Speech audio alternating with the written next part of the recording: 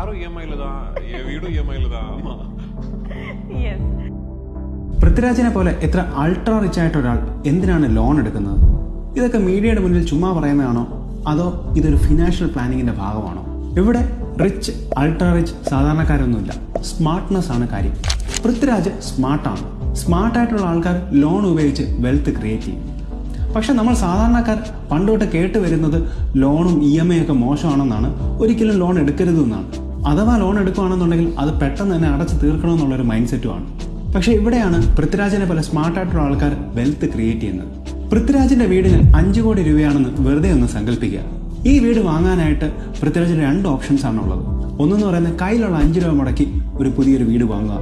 രണ്ടാമത്തെ ഓപ്ഷൻ എന്ന് പറയുന്നത് കയ്യിലുള്ള 5 കോടി രൂപ സ്പെൻഡ് ചെയ്യാതെ ഹോം ലോൺ എടുക്കുക. എന്നിട്ട് ഈ 5 കോടി രൂപ ഒരു 12% 15% റിട്ടേൺ കിട്ടുന്ന ഒരു മ്യൂച്വൽ ഫണ്ട് പോലെ ഇൻവെസ്റ്റ് ചെയ്യുക എന്നുള്ളത്. ഇങ്ങനെ ചെയ്തു കഴിഞ്ഞാൽ 20 വർഷം കൊണ്ട് ഹോം ലോൺ ഇനത്തിൽ പൃഥ്വിരാജിന് ചെലവാകുന്നത് ഏകദേശം 10 കോടി 50 ലക്ഷം രൂപയാണ്.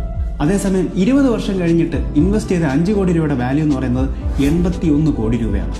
20 വർഷം കൊണ്ട് വീടിന്റെ മൊത്തവും കോസ്റ്റ് തിരിച്ചു കിട്ടിയെന്ന് മാത്രവുമല്ല 71 കോടിയുടെ വെൽത്തും ക്രിയേറ്റ് ചെയ്തു. ഇനി നമ്മൾ സാധാരണക്കാർക്ക് 5 കോടി ലോൺ എന്നുള്ളത് ചിലപ്പോൾ 50 ലക്ഷം രൂപ എന്നുള്ളതായിരിക്കും. പക്ഷെ സ്മാർട്ടായിട്ട് ചിന്തിക്കുന്നവർക്ക് വെൽത്ത് ക്രിയേറ്റ് ചെയ്യാൻ പറ്റും.